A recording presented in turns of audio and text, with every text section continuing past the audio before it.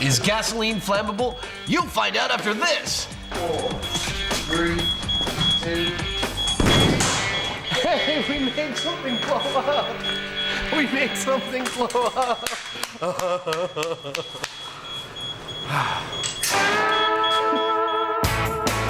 Adam has improved his Leyden jar. The heavy-duty version will provide a potent spark. And finally, they are getting an ideal blend of fuel and air. Well, I lost a lot of hair on my arm. How about that? It definitely works. Okay, now I'm afraid. Adding more gasoline won't guarantee a bigger blast. You watch yourself there, hombre. The critical mix needs more air. That's probably it. That's probably all that it takes. Do you think there's anything left of a fume in there? Go, go, go. Okay, here I go. Let's talk more sparks. Stop your grinning and grab your linen. Here we go. Oh! The Heinemann was right. We now know exactly what kind of concentration of fuel that we have to have for ignition. We know that we can create a spark from static electricity off of fabric, and we know that it is something that we have to be very careful with.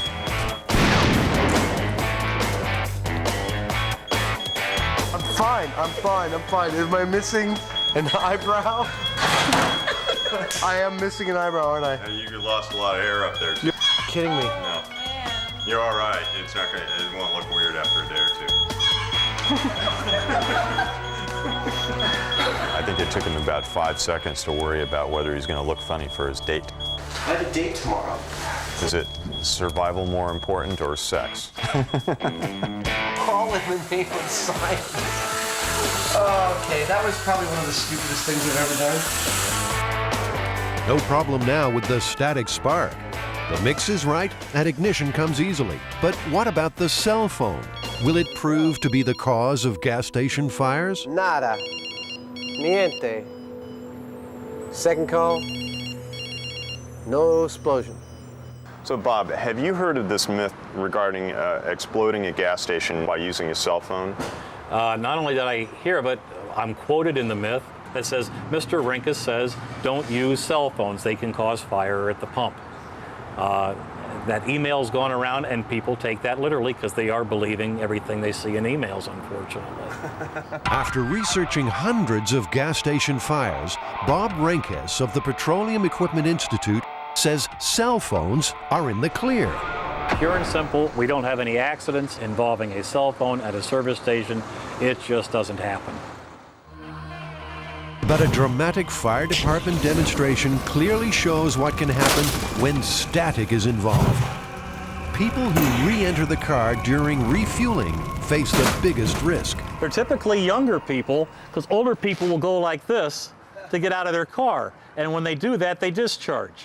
So they just simply pop out of the car, not touch anything, not shut the door, not ground themselves, not touch this. They'll take 1, 2 steps. They're wearing neoprene shoes, so they're not discharging, they're not dissipating on the concrete. They touch a piece of metal here. The vapors are coming out of the tank. The air is coming in from outside, so that's 2 parts of the fire triangle, and the third part is a source of ignition, which is the spark. The problem comes is when they overreact, they go, oh my goodness, and they leave a stream of gasoline. They already have a fire, it gets underneath the car, or they could get it on themselves. With the cell phone myth well and truly busted, they still want to make their own big static bang. So they're back at Fred Stokes Gasoline Museum with the fire department there to monitor safety. You're gonna pump the whole thing in there.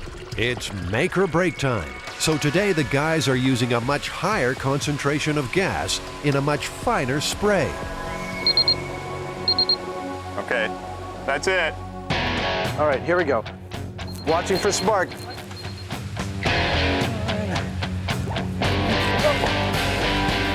Despite a heavy saturation of gasoline vapors, still no blast. This is a pain in the butt. You know, we got the darn thing so it's foggy with gas fumes in there, and no boom. What are you gonna do? Leyden jar, I am finished with you. Desperate to get their big bang, the boys decide to use extra juice. Good spark. That good? Yeah.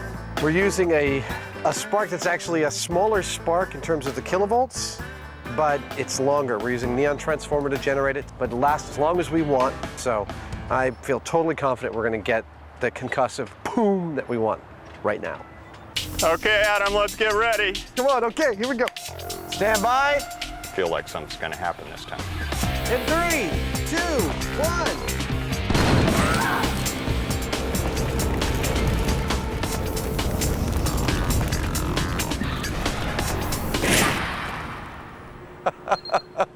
Wow, I forgot to watch. That was really cool. Right on. Whew. Hey, we got it. Yeah. That was a lot of force. Yes, it was. That burst apart this 24-foot seam of metal tape. Well, it's about time, huh? It's about time. Absolutely right. Don't be fooled. Gasoline vapors and a strong spark under the right conditions spell danger at the fuel pump. Bob, what is your recommendation if there is a spark, if there is ignition? What should you do? If you discharge here and you get a spark, don't be a hero. Don't take your nozzle out. Your gas tank will contain the gasoline. We don't want any gasoline spilling on the forecourt or on the pavement. Stand away and notify the station immediately. Adam, what do you reckon? Myth busted? Absolutely. This myth is definitely busted. No cell phone will ever cause a gas station to ignite. Just not going to happen. I agree. Most of the macabre stories belong to the dark days of medicine, when pronouncing someone dead was a hit or miss kind of science. So you have the story in the 17th century, Marjorie Elphinstone of Scotland gets actually buried. A few hours later, at nighttime, robbers come, they dig her up, and they are going to take the jewelry off her when she groans. And they all go running off into the night in terror, and she sits up, walks home, and outlives her husband.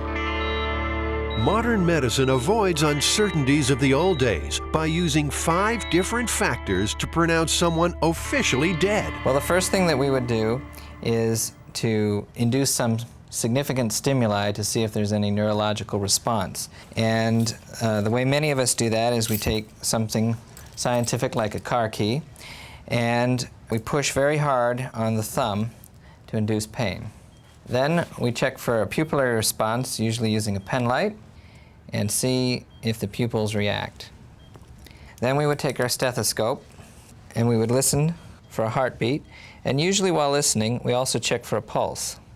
And we use the carotid artery, and then finally we would listen over both sides of the chest for any respirations. So if a patient is not breathing and there's no pulse and there's evidence that the brain is not functioning, then that's the determination of death. Are you okay for another 7 minutes there, Heinemann? Feel perfectly fine. It's hot. That is the only thing that I don't like. Back at the workshop, Jamie's test run in the sealed casket has lasted nearly 50 minutes. His blood level of carbon dioxide peaked at 3%. 4% is getting dangerous. 10% is lethal. Waking up in a coffin, surprise, I think it would be a pretty scary experience. This stuff is like what gets you. It's all, being in a box is one thing, but you got all the stuff that's supposed to make it real nice and pleasant, and it's actually really kind of creepy, I think. Many of these stories are relatively recent. You have a man in South Africa in 1993 who is pronounced dead after a car accident. He spends 2 days in some kind of metal casket above ground, at which point he wakes up, and unfortunately he's not very happy apparently because his fiancée won't take him back, believing that he's a zombie come back to get her. So the next step is to load this up on our forklift, lower it down into our makeshift above ground grave, fill it with earth, and monitor Jamie until he begs for mercy.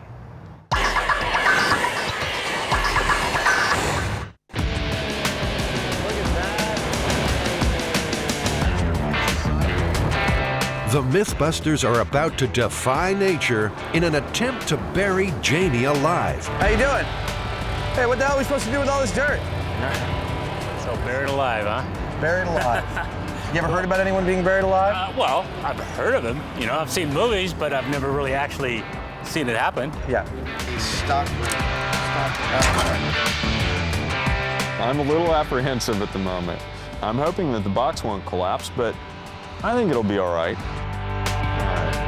His dry run lasted 50 minutes. But now, under real conditions, Jamie will be feeling stress, producing more CO2, reducing his survival time. Are you comfy? Ah, yes. Good deal? Yeah. Okay, so you got your walkie, you got your mic on, that's your emergency oxygen, you have your pulse oxygen meter here, camera, thermometer, humidity sensor. You ready, Jamie? Farewell, cruel world. Bye-bye, Heine man.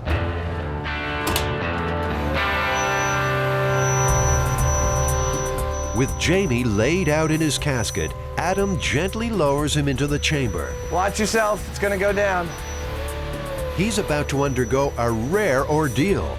He will be buried alive.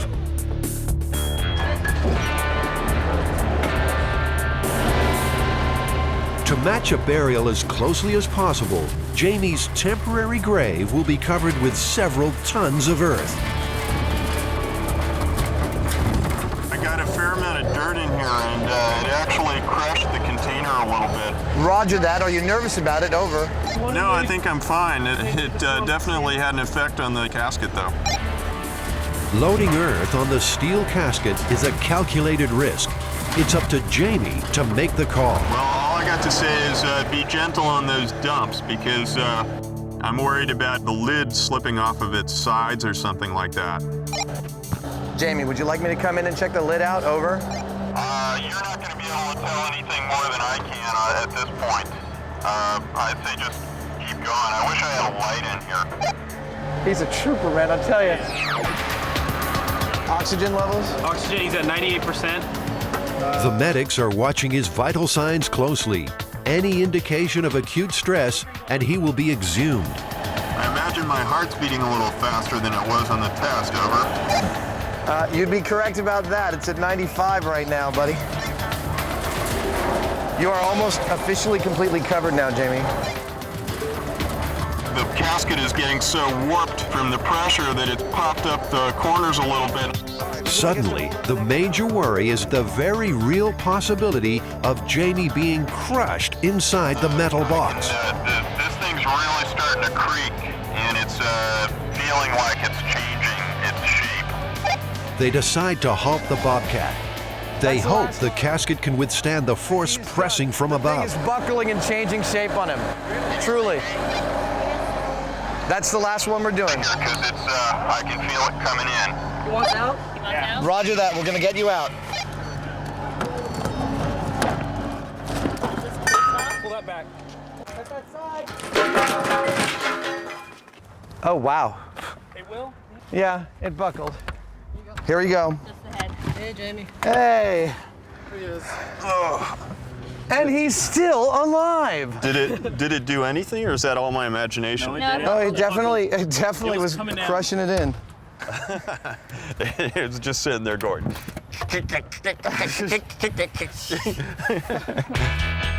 Yeah. Jamie persisted inside the casket for 30 humid minutes, breathing only the available air. I started to panic a little bit there at the end. I mean, it's pretty scary. I mean, I don't have any particular fear of enclosed spaces at all, and you know, feeling those walls starting to cave in, it really gets you going. As I'm sure my pulse rate will testify. Here's where your pulse started. And at the point you asked us to get you out, you were off my chart. Your pulse was about 115. Okay. Which shows, I mean, because of your pulse, you were using up a lot more oxygen. So what are the chances of surviving 6 feet under? I think the myth is sufficiently busted. I don't think it's possible for someone to survive a couple of hours in the panic state of being buried with their coffin crushing and all of that stuff, let alone a couple of days until they're exhumed and found to be alive. That's just patently ridiculous to me. Well, there you go. Myth busted. The scene is set exactly according to the myth. we have one not-so-smart man, Buster, who's crawled down a 3-foot-wide drainage pipe chasing a raccoon. Like that. There we go. Like this? Yeah. The raccoon's probably all the way at the very end, you know, up against like a steel grate or something like that. So he's probably like right here, trying to be as threatening as a raccoon soaked with gasoline can be. Okay. Let me get my automatic match. The MythBusters team gets ready for launch. Cameras will cover it from every angle. Sensitive equipment is protected by a bulletproof plastic shield. A baby fire truck is at the ready. And it's Big Daddy, just in case. Excited, we're gonna blow some stuff up, then we go home. Now, Jamie adds the final element, 5 gallons of gasoline. Okay, it's kind of a lot. Oh, it's kind of really a lot. It's a lot of gasoline pouring out of there. That's it. That's it. All right, get out of there. Okay, here we go. Standing over here with me, Jamie? Yeah. In 3, 2, 1. 0. Nothing happens. Tell me if you see it lighting. Yeah, I don't see any flame. Seems that pesky raccoon slipped down onto the lighter. He's repositioned, and we are clear for launch. Okay, here we go. There we go. We have ignition. Put it out now. Go.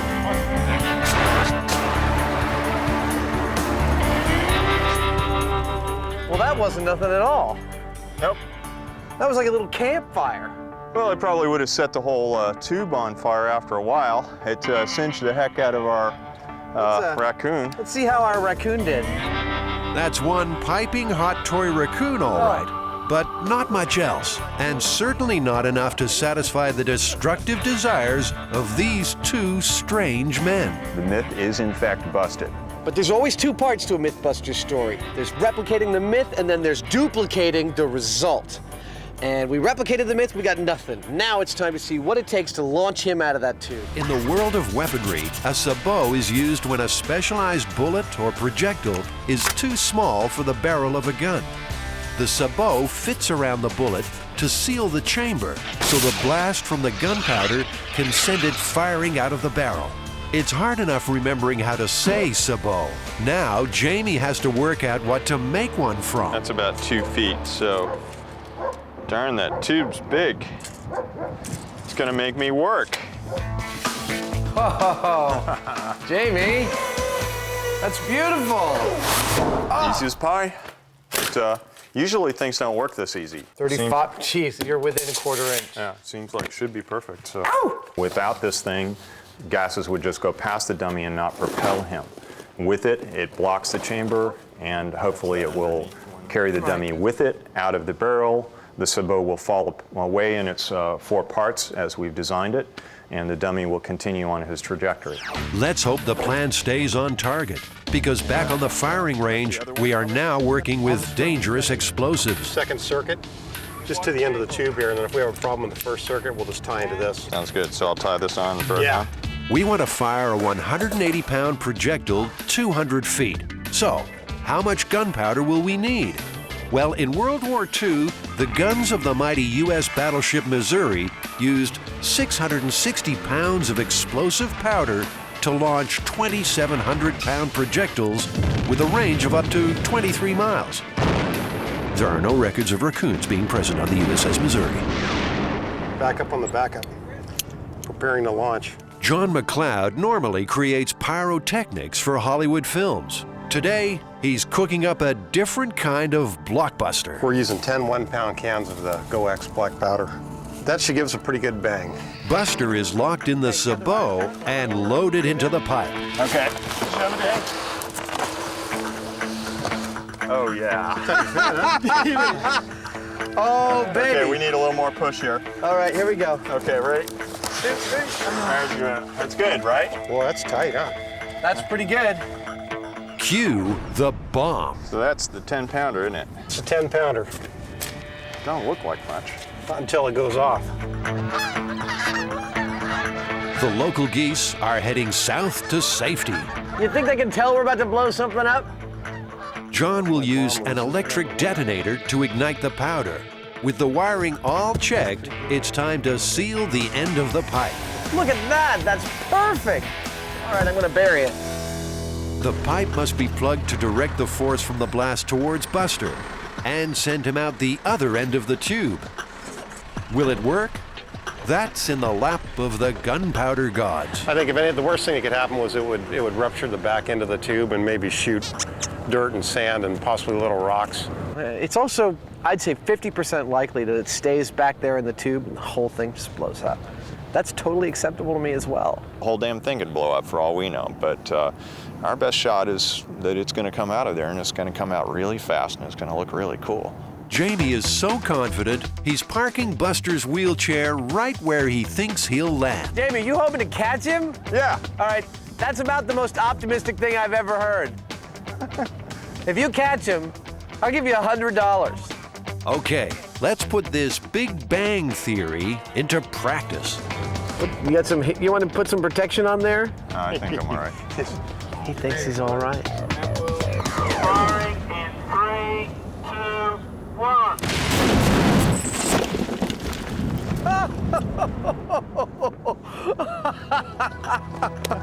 Oh my God! I almost made the chair. You almost made the chair! We've got two very excited MythBusters on our hands. He survived! Buster survived! Already. Oh! Woo! Came out there with some horsepower. didn't it? How you Yeah, feeling, 10. buddy? It worked absolutely perfectly. I was off by about 5 or 10 feet.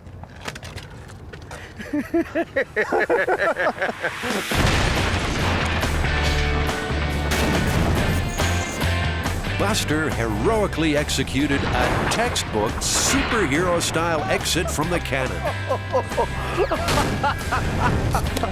Oh my God! You know, I got to say, I think we planned this whole thing really well. The sabot worked. He did launch a significant distance out of the barrel. The myth says 200 feet that the guy lived. I tell you, watching that dummy land, there's no way he would have lived at that distance, let alone that distance again. This myth is just, I mean, complete and utter lunacy to think that it's true. Well, Buster, how you feeling, man? What do you think? Raccoon rocket, true or busted? What do you think, Jamie? I'd say it's pretty effectively busted. You know, we would have died if we'd been in Buster's place, that's for sure. Man, he is a little worse for wear. Well, Adam, do we have everything we need here for this experiment? I think we do. We've got the acid, we've got the salt, we've got the voltage meter for testing salinity, thermometer, and perhaps most importantly, in fact, without this we couldn't do the experiment, we have our test subjects here, our frog eggs. With the octopus angle ruled out, they have opted for frog's eggs and tadpoles, small and common enough in nature to be swallowed, and they don't need constant parental care. Yeah, those puppies came all the way from Florida. They have a lot of frog farms down there, I understand. 3 flasks represent different conditions in the stomach. One for body temperature, water heated to 98.6. One of salt water, the same salinity as the human body. A third with a pH of 2 contains acid, imitating human stomach juices. A 4th flask is the control sample. All right, so we got some tadpoles and some eggs in there. Let's say we do 2 of each. Okay, you got the little squirt bulb? I do. Here we go. The control sample of eggs and tadpoles will swim in a flask of aerated water, the ideal environment for tadpole survival. You ready for the acidity? Okay. Okay, which one is that? Acid, this one here. Hydrochloric acid actually secretes in the stomach, and it's powerful stuff. Extremely corrosive. A single drop can eat through wood. Jamie and Adam need to dilute their pure hydrochloric to match stomach acidity. Yeah, real close. All right. 1.99. All right. The pH scale runs from 0 to 14. Pure water is neutral with a pH of 7. Anything below 7 is acid, and anything above is alkaline. Common examples range from battery acid at 1, the stomach at 2, An apple scores a pH of 4, and milk of magnesia a mild 10.5. Doesn't seem to be doing so hot. He's definitely more laconic than his racetrack friends here, you know. He's just kind of sitting there on the top. Next, the body temperature test. They heat water to 98.6 degrees Fahrenheit. Okay, here we go. He's not, you know, doing a racetrack thing like his brethren down here in the Pyrex. For the next phase of the experiment, Adam's making a personal contribution. Here we go. What Adam's doing is measuring the electrical conductivity of his saliva. Now, we're going to try and replicate that conductivity in water by adding salt to it. Electrical resistance is the best way to determine salinity because dissolved salts are strong conductors. In Adam's mouth, the resistance is low, measuring around 4 kiloohms. There's one. He's doing pretty good. No, he's actually doing fine. Here's another. Salinity, they both seem to be doing okay, so we should leave this overnight and see how it does. Yeah. Tadpoles might find it tough going in the stomach, but are there any life forms tailored to the conditions? Come down here, I got some worms we'll set for you.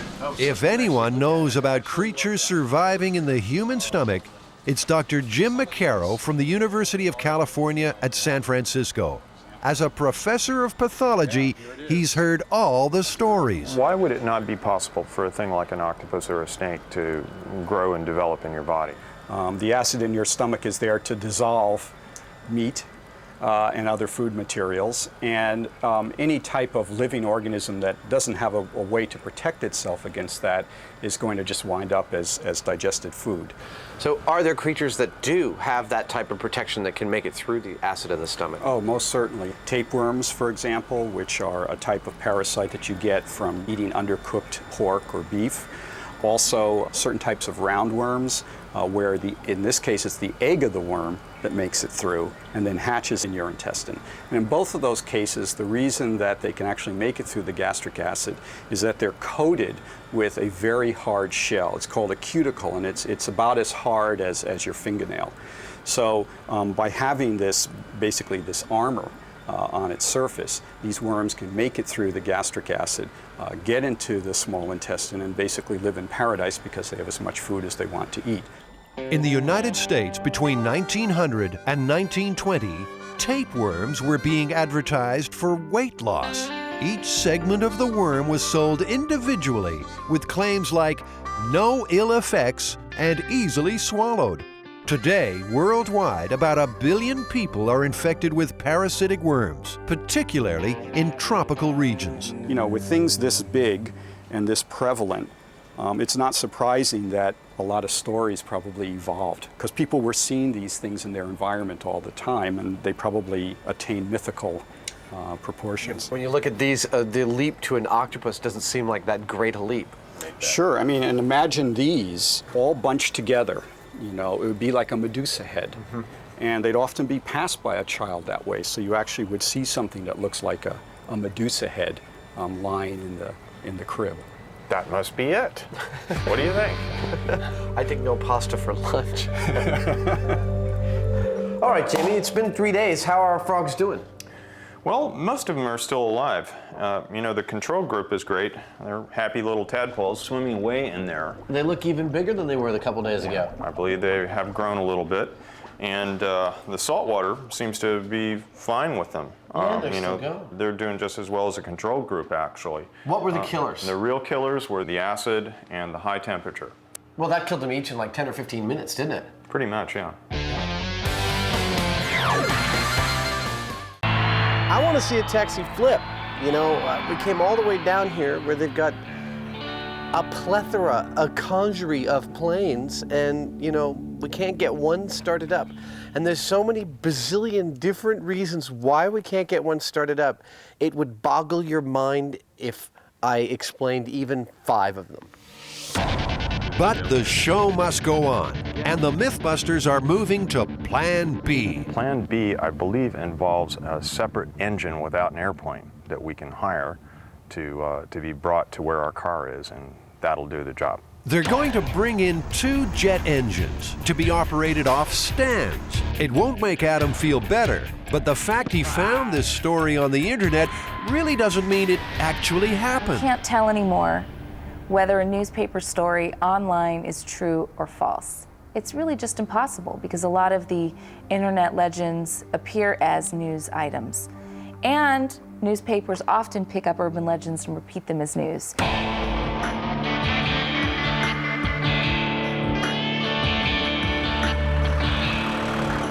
Early the next morning, the MythBusters' new grounded engines arrive. They're normally used to generate wind for movie special effects. These engines are turbojet engines, and they're at the nozzle, at the tailpipe nozzle, we have about 400 miles an hour as far as I could measure. Do you think we'll be successful today in flipping our taxi over? It's a difficult project. I have no idea. It should be interesting. The plan is to fire up the jet engines, then drive the taxi past at a range of 20 feet. That's where the combined blast should be the strongest. I wouldn't really want to be in the car when it goes by them, but I'm not so sure that it's going to be that dramatic. I think the whole thing's just going to go and roll over 3 or 4 times. I think Jamie's being a little pessimistic. There we go. That's a good one. All right, Buster, you ready to fly? Let's go, start them up.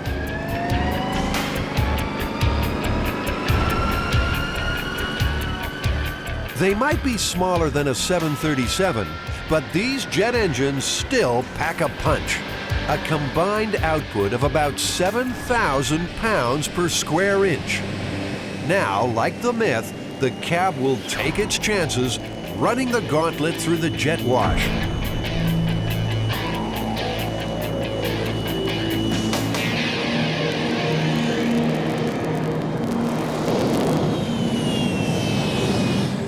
It was a rough ride, but the cab didn't look like it was being flipped. It affected the car. Yeah, It made it wiggle a little bit. Whoa! It took the gasket out of the door. I gotta say, I was a little disappointed. And not only because Jamie was right and I was wrong. What we'll do this time is just park the car in the absolute optimal spot for the jets to hit them, and we'll let those guys aim them correctly, and we'll see what happens. The jet engines are moved in, closer to each other and closer to the car. Ready to go? Ready to go. Let's go. Let's get everyone going. Attention everybody, we are ready to go.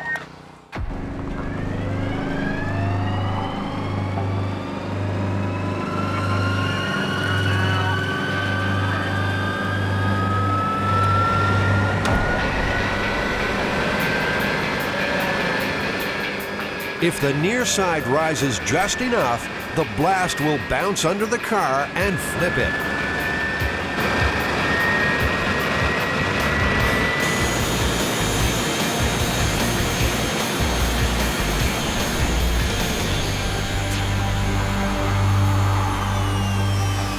They have to abort early.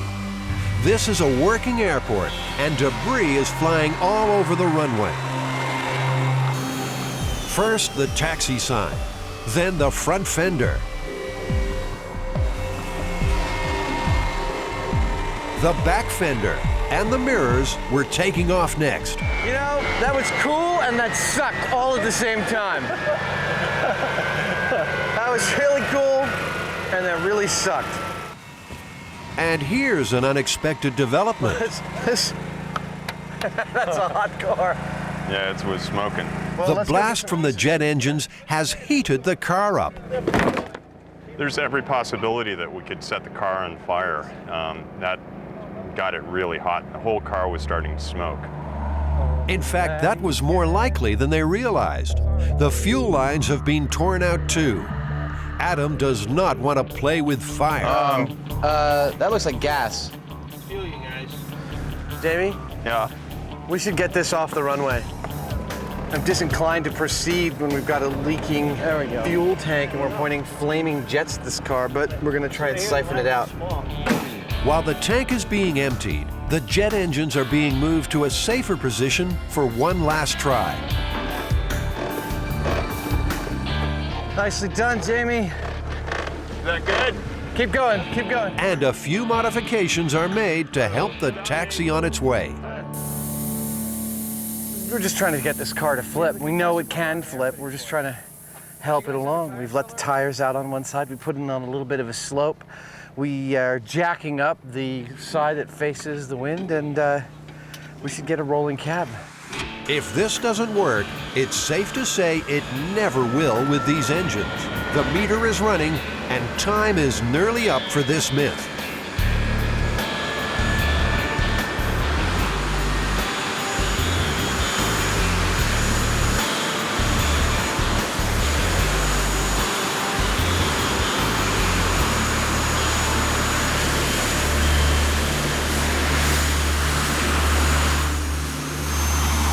It's official, the flip is a flop.